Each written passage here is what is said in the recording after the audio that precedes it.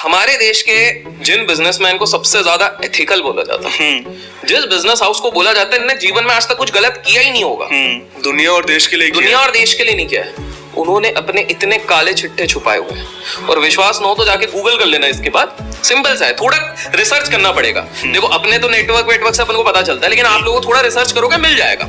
और कौन सा वो ग्रुप है वो आप कमेंट में लिख दोगे और आपको बकायदा मिलेगा। थोड़ा रिसर्च कर, थोड़ा अनबायस्ड तरीके से। हाँ देखो यार, दोनों तरफ से सुनो ना यार।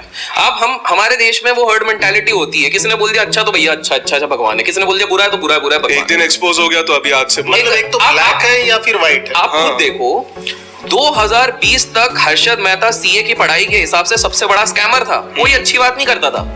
2020 के बाद अचानक से एक सीरीज आती है, हर्षद मेहता हीरो था, सीए वाले तक बोलने लग गए ये तो हीरो था, और हर कोई हर्षद मेहता बनना चाहता था। तो परसेप्शन देखो कैसे अचानक से बदल गया। इतने सालों से हर्षद मेहता को तुमने विलन बना के रखा, सीए की पढ़ाई में विलन है, वीडियोस में विलन है, सब बात करते थे। एक जमाना था 10,000 करोड़ का स्कैम हो गया, 20,000 करोड़ का स्कैम हो गया, और अचानक से भैया वो अच्छा था, जर्नलिस्ट बेकार थी, ये वो सारी चीज हो गई। पीआर का खेल पूरा पीआर का खेल है। तो आते हैं इस चीज पे, हमारे देश में जो सबसे ज्यादा एथिकल ग्रुप जिसको कहा जाता है, आप जान के हैरान हो जाओगे कि 2009 में उनकी हालत टाइट हो गई थी, क्योंकि उनका पीआर का पूरा गेम पलटने वाला था केवल एक चीज से। सो टीएमसी कौन सी पार्टी हो कमेंट में बता देना। तो वो एक चीज लीक करने वाली थी। वो क्या लीक करने वाली थी कि इलेक्टोरल फंडिंग बहुत भयंकर तरीके से इस पर्टिकुलर ग्रुप ने करी थी, और उनके पास टेप्स थे, रिकॉर्डिंग थी, और इस पूरे मामले को कहते हैं राडिया लीक्स।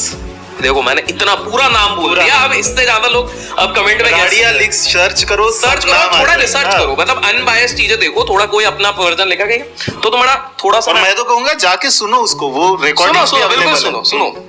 अब क्या होता है, 2009 में जो टीएमसी पार्टी रहती है वो ये चीज लीक करने वाली है हमारे देश की सबसे बड़ी एथिकल कंपनी के बारे में। एथिकल कंपनी के जो ओनर होते हैं उस समय पे वो हिल जाते हैं। क्यों?